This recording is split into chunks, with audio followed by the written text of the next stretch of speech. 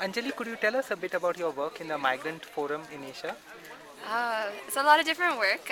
The main goals of our organization is around advocacy. We Yeah. do advocacy at the regional level, so for instance in Southeast Asia with ASEAN or in South Asia with SARC, but also at the international level with UN and UN bodies. So, what are the kind of issues you all take up? Oh, migrants issues extend into everything. Yeah. We can. One of the basic issues is around migrant workers. So Yeah. that's about having contracts, safe workplaces, that sort of thing. But the issues that we look at extend into deportation, detention, even climate justice issues and trade, because migrants are now being put into trade agreements. Yeah. So we Put see them into as trade and agreements in a sense? they're being traded like commodities. So I the see. way that you would export a product like asparagus, Yeah. now we're exporting people and putting them into trade agreements, and with certain restrictions around their mobility, the wages, their security. It's a very big issue. I see. And technically, I mean, if free trade, talks about labor and capital, it should also, I mean, about capital and goods, it should also talk about migrants, shouldn't it? Uh, well, that's a question I guess we'll have to keep asking. But one of our biggest concerns is that, like I said, that migrants are being treated like commodities. Yeah. They're not being given the rights that any other national, for instance, would have in the country. So you can take a national and a migrant worker, the same skills, same experience, and their experience in that country is completely different. One might have social security and the other won't. One will have access to healthcare, one won't. One can be deported at any time and criminalized and put into jail, and the other one won't have that problem at all. So it's for us, it's a really large concern that migrants are around the world, and in their workplaces, they're not safe. They don't have the same protections that are guaranteed to them, actually, Yeah. by international standards, but even by national laws. Can you give us some figures about migration globally and particularly in Asia? Ah, figures. That's actually a much more difficult thing because there's a lot of people that are moving that we don't have the numbers for. Yeah. We know about people that are moving from country to country, especially with certain agreements that are put in place. But there are millions and millions of migrants that are moving through informal channels. Yeah.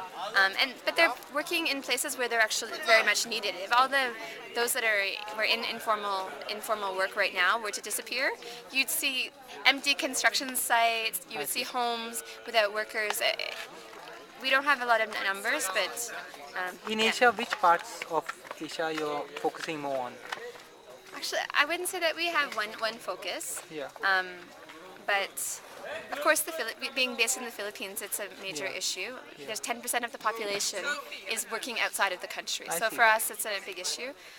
But also countries like Sri Lanka, like Bangladesh, many of those countries have a lot of people leaving, and especially women in these cases.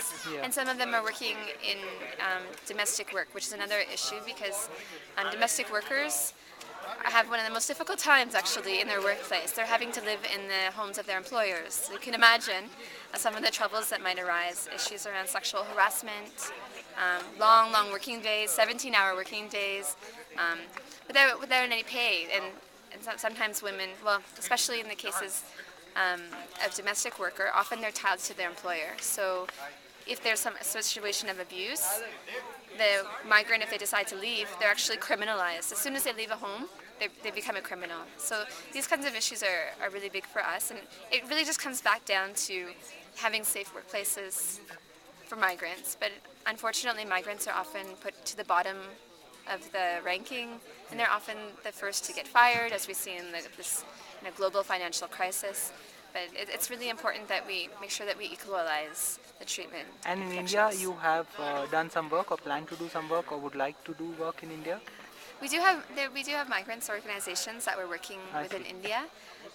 For India, there's a lot of people that are leaving, Yeah. and in India, there's also a lot of I think professionals that are leaving. 25 million Indians being Indians? based outside the country. Yeah, it's a really amazing actually the number. Yeah. But India is also It's a vast. strengthening its borders from a lot of other people coming in. So South Asia, at one point, there wasn't so many political borders, Yeah. but now when people want to come from Bangladesh, Yeah. they're coming from Nepal. It's very difficult for them to move across borders, even though there's jobs here, Yeah. and then they might be suffering for other reasons in their own countries. What about migration within a country, which in some ways also has the same features, the same problems Yeah. that inter-country migration has, Absolutely.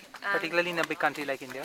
Yeah, migrants are often moving from rural areas into urban areas, Yeah. and many times they feel the same kind of treatment. Often there's xenophobic kind of element to the treatment they receive. Yeah. But the difference ends up being is that when you cross the political border, you're having to deal with another government, Yeah. and sometimes a lot of the time migrants aren't at the top of the agenda for governments. And What are the biggest problems migrants face in your view? well, in our case, we're working with migrant workers, so Yeah. I'll go to that.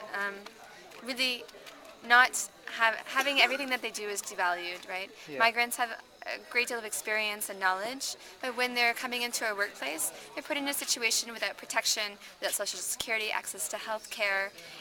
It's very difficult work, Yeah. but also, for me, we all know that there's international standards around protection of workers, but in the case of migrants, those rights aren't being protected, and that's really at the basic issue for us. And in the one last question, I think in the 21st century, it's quite a scam that we tolerate such kind of human rights abuses. So, would you consider, the treatment of migration is also a human right violation? Absolutely. One of our key elements to our campaigns, it's always underlining our campaigns, is the issue, is the statement that migrants' rights are human rights or labor rights, and women's rights. They're all interconnected, and when you're abusing a worker, that's a human rights violation. You have So- an India connection in the sense your mom is Bengali and Yes. dad is from. Yeah. My father is born in Canada, but he's Scottish and Italian. Okay. I think growing up in an immigrant community Yeah. makes me very sensitive to the issues that Others face. migrants face, especially even in Canada. You have professionals coming to Canada, and they have a lot of difficulty integrating into the workforce. And it's not necessarily that they don't have the skills, knowledge, language skills, but employers are unwilling to recognize their skills and recognize their experience, their degrees. We have 250,000 people coming into Canada each year, and many of the professionals are in survival jobs, working at Pizza, driving taxis. So it's the same kind of issues that many migrants face around Asia and around the world. Thank you so much for the Thank insights. you.